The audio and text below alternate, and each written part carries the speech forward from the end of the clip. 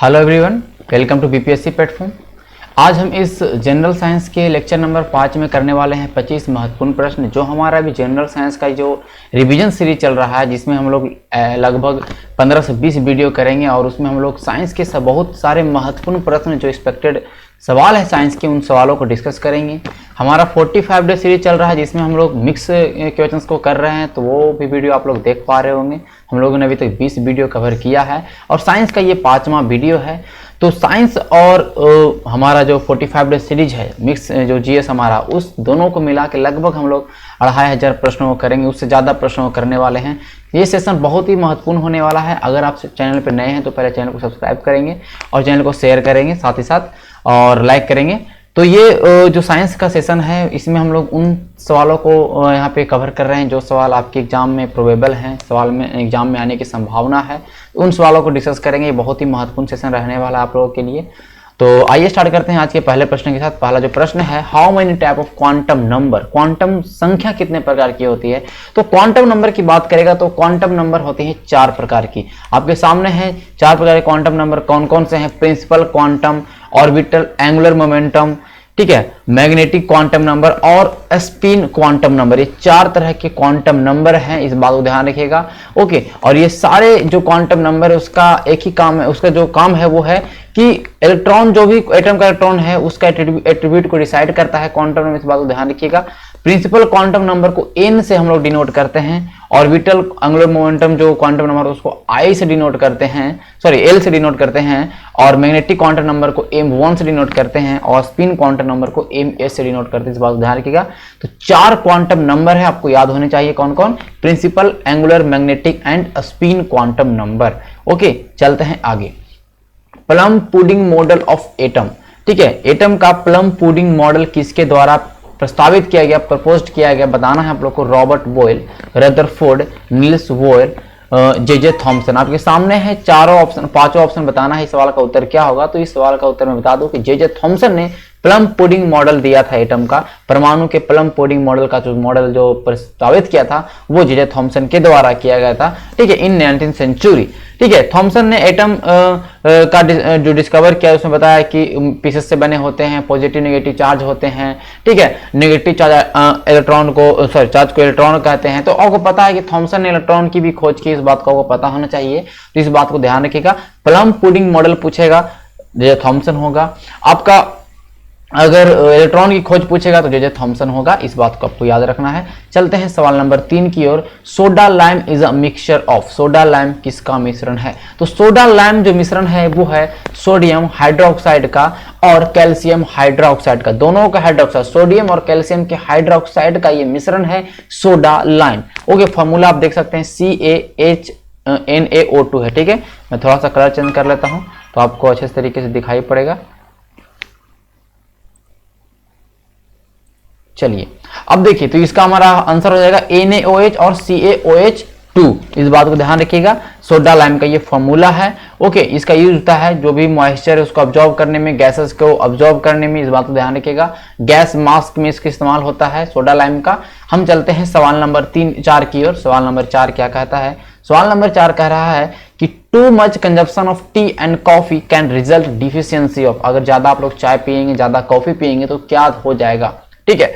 तो चाय तो सब लोग पीते हैं बहुत, लेकिन ज्यादा, बहुत ज्यादा अगर आप एक्सेस अमाउंट में पीते हैं तो इसका क्या इफेक्ट पड़ेगा हमारे शरीर पे? क्या विटामिन B12 कम जाएगा?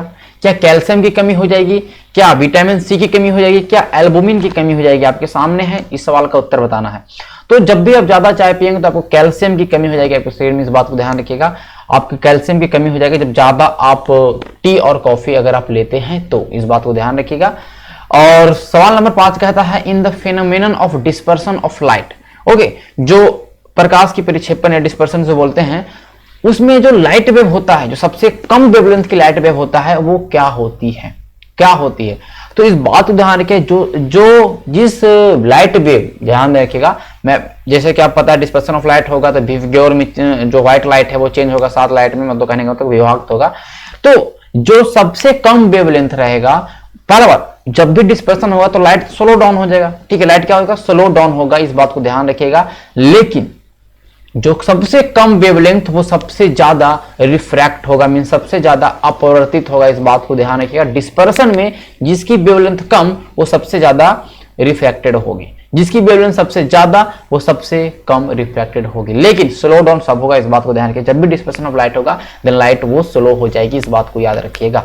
हम चलेंगे सवाल नंबर 6 की ओर। सवाल नंबर 6 कहता है कि कौन सा भाग पौधे और पशु कोशिका मीन्स की प्लांट और एनिमल सेल में दोनों में पाया जाता है, कौन सा। अब देखिए छाटेंगे हम सवाल के आंसर को छाटेंगे। सेल बॉल केवल प्लांट में पाया जाता है, इस बात को ध्यान रखिएगा। Okay, cell ball. क्लोरोप्लास्ट भी केवल प्लांट में पाया जाता है। आपके सामने क्या बच गया, option number A. Cell membrane दोनों में पाया जाता है, साइटोप्लाज्म दोनों में पाया जाता है, न्यूक्लियस तो होगा ही। तो इस बात को ध्यान रखिएगा, कोशिका झिल्ली, साइटोप्लाज्मा, न्यूक्लियस ये दोनों सेल में पाए जाते हैं। प्लांट और एनिमल सेल आपके सामने है, प्लांट एंड एनिमल सेल का दोनों का स्ट्रक्चर मैंने यहाँ पे बता दिया है। आप देख लीजिएगा सेल वॉल किसमें नहीं है। तो सेल वॉल प्लांट सेल में होता है, क्लोरोप्लास्ट प्लांट सेल में होता है। ओके, अभी आपको देख सकते हैं इधर mitochondria power house of the cell है, nucleus brain of the cell है। ओके, आपका देख सकते हैं लाइसोसोम है suicidal bag of the cell बोलते हैं, राइबोसोम है protein factory of the cell बोलते हैं। तो ये सारे आपके कोशिका बहुत ही महत्वपूर्ण चैप्टर है बायो में, जो कि इससे सवाल आता है, तो इसको आपको याद रखना है। ओके, चलेंगे सवाल नंबर 7 की ओर। प्लास्टर ऑफ पेरिस का फॉर्मूला क्या है। बहुत सिंपल सवाल है, प्लास्टर ऑफ पेरिस का फॉर्मूला क्या होता है। तो CaSO4 हाफ H2O। जब भी जिप्सम से हम लोग प्लास्टर ऑफ पेरिस का निर्माण करते हैं तो इस बात को ध्यान रखिएगा, CaSO4 हाफ H2O ये जो है आपका प्लास्टर ऑफ पेरिस का फॉर्मूला है, और CaSO4 2H2O जो है आपका जिप्सम का फॉर्मूला है, इस बात को ध्यान रखिएगा। हम चलेंगे सवाल नंबर 8 की ओर। कह रहा कि ratio of mass of hydrogen to the mass of oxygen. पानी में हाइड्रोजन और ऑक्सीजन का द्रव्यमान का अनुपात क्या है। अब तो इजली रूप से कहेंगे कि 1:2 या 2:1 मारेंगे कि 2:1 होता है। अब ये गलत, क्योंकि यहाँ पे मास पूछ रहा है। तो जब मास की बात करेगा तो वो हो जाएगा 1:8। कैसे होगा इसको आप देखिए। Atomic mass of hydrogen 1, atomic mass of oxygen कितना है यहाँ पे 16। 1 मोल हाइड्रोजन का, 1 मोल आपका किसका ऑक्सीजन का। ओके, अब वाटर में क्या होता है कि 2 हाइड्रोजन एटम होते हैं और 1 ऑक्सीजन एटम होते हैं। तो 2 मोल तो 2 ग्राम और 1 मोल ऑफ ऑक्सीजन तो 16 ग्राम, तो 2/16 करेंगे 1:8 आएगा। तो ये बहुत सिंपल है, इसलिए को आपको ध्यान रखना जब भी मास की बात करेगा तब।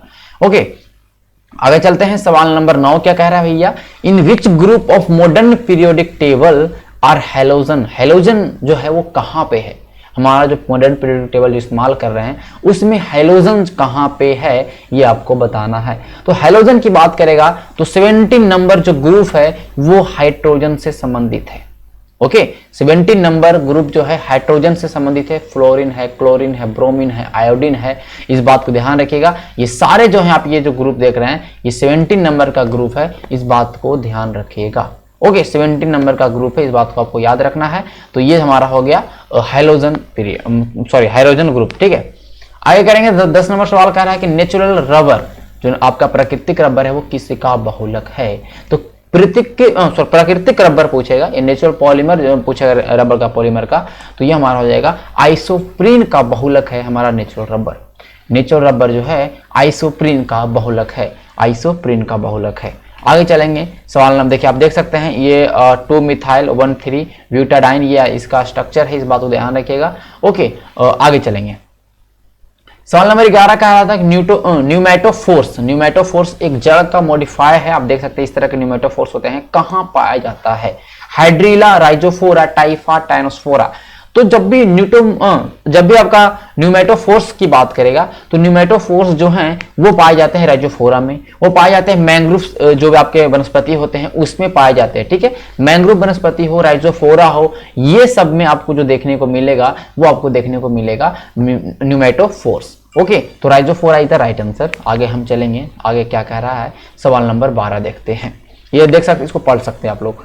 सेल वॉल ऑफ फंगी, जो फंगी होता है, जो कवक होता है उसका कोशिका भित्ति सेल वॉल किससे बना होता है।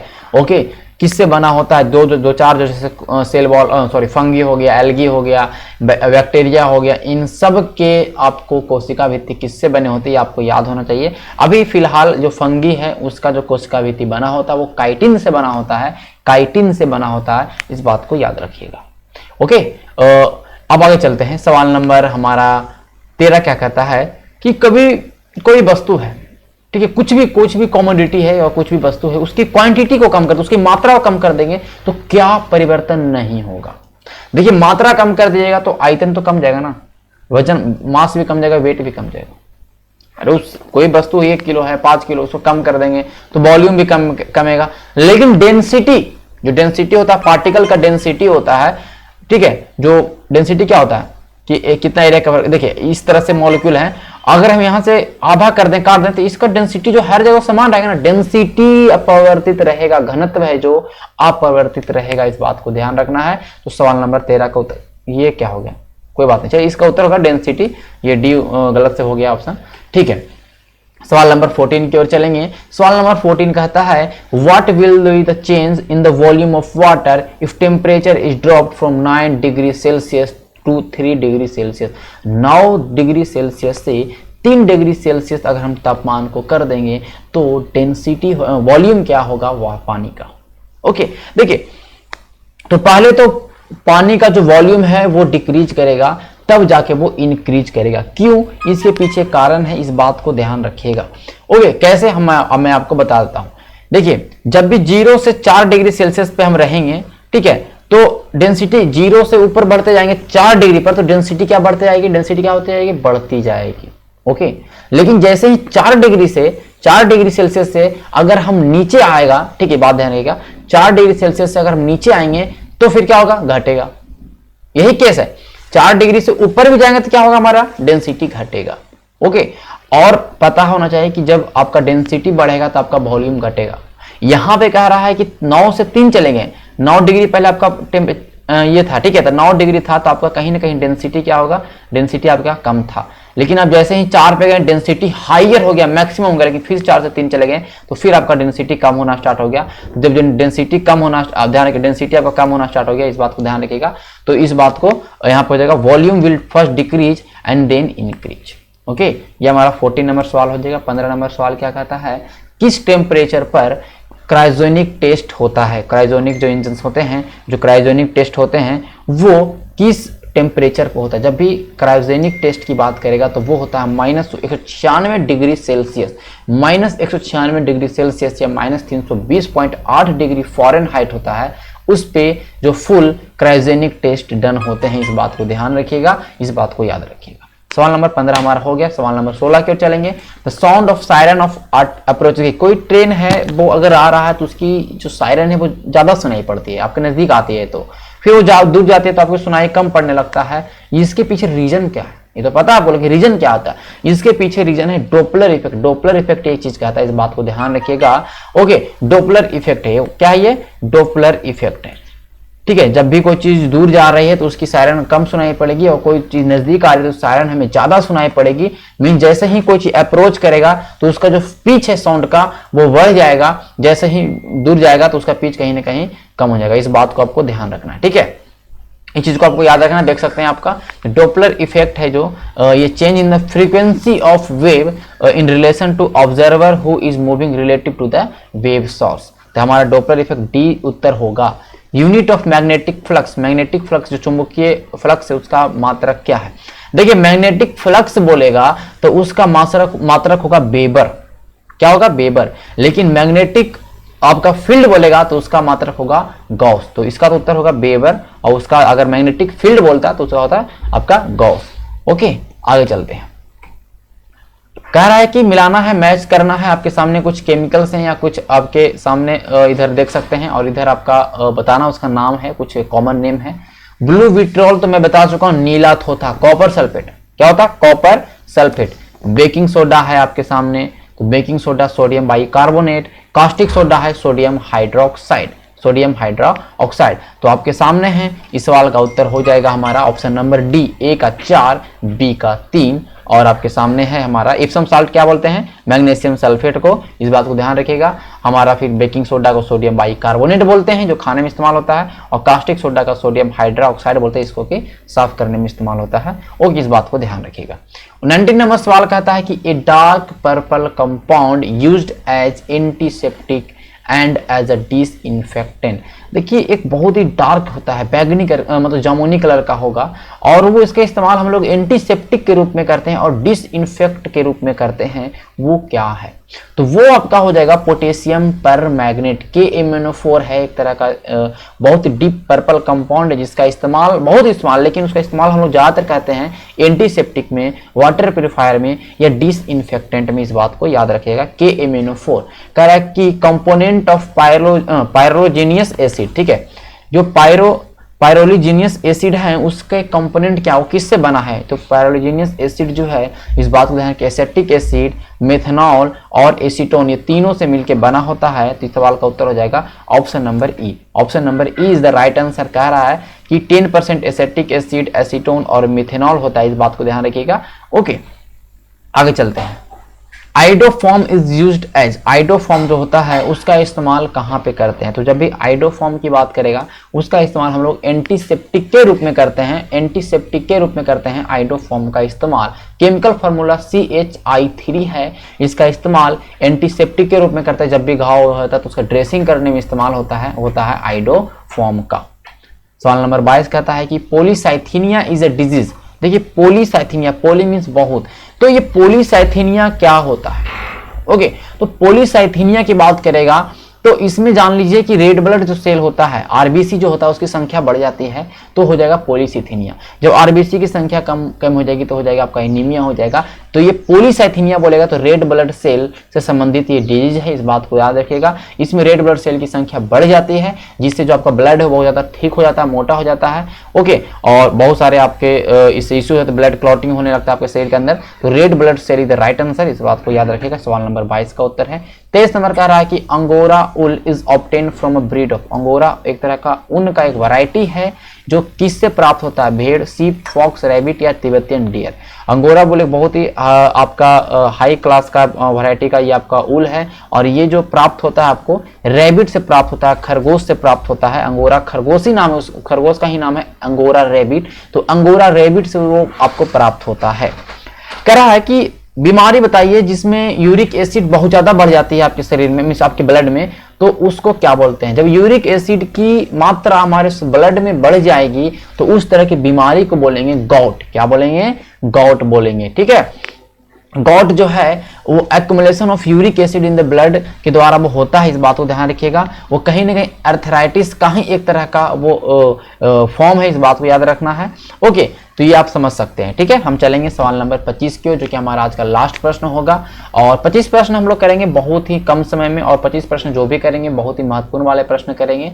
तो आपको इस चीज को ध्यान रखना है, आपको वीडियोस को देखना है, वीडियोस को शेयर करना है। सवाल नंबर कह रहा है कि जो आपका सूर्य है और चंद्रमा है, जब कहीं ना कहीं एक हॉरिजन में आपको दिखाई पड़ते हैं कहीं ना कहीं, तो वो किस तरह से दिखाई पड़ते हैं, वो क्यों दिखाई पड़ते हैं? तो उसके पीछे रीजन है आपके रिफ्रैक्शन। क्या है? अपवर्तन के कारण जो चंद्रमा है और मून जो है आपको एक हॉरिजन में आपको दिखाई पड़ेंगे, बहुत नजदीक इलिप्टिकल और हॉरिजन में आपको दिखाई पड़ेंगे। तो रिफ्रैक्शन के चलते ही होता है, इस चीज को आपको याद रखना है। तो आज का सेशन हमारे लोगों ने 25 सवाल को किया, बहुत ही जल्दी हमने 25 सवालों को किया। इस सवाल का उत्तर रिफ्रैक्शन होगा। तो आपको ध्यान रहे कि जो हमारा ये सेशन है साइंस का, ये सेशन डेली नहीं चलता है, अल्टरनेट चलता है, कभी कभी 2 से 3। अब तो बहुत दिनों बाद ये सेशन हमारा आया है, लेकिन हम लोग जो आपको मैंने बोला है कि आपको एग्जाम के पहले आपको ये सारे 15 से 16 वीडियो आपके साइंस के और 45 वीडियो आपको पूरे मिक्स जीएस का मिलेगा, तो आपको मिलेगा। इस बात को आपको याद रखना है। चलिए, तो मिलते हैं कल के सेशन में, तब तक के लिए धन्यवाद। कल नहीं, हम आज के सेशन में मिलेंगे शाम को। हमारा होगा वो हमारा होगा मिक्स जीएस का सवाल होगा, वो आज हम लोग अपलोड करेंगे शाम को रिकॉर्ड करके अपलोड किया जाएगा। तो उसके लिए आपको वेट करिए, तब तक के लिए धन्यवाद।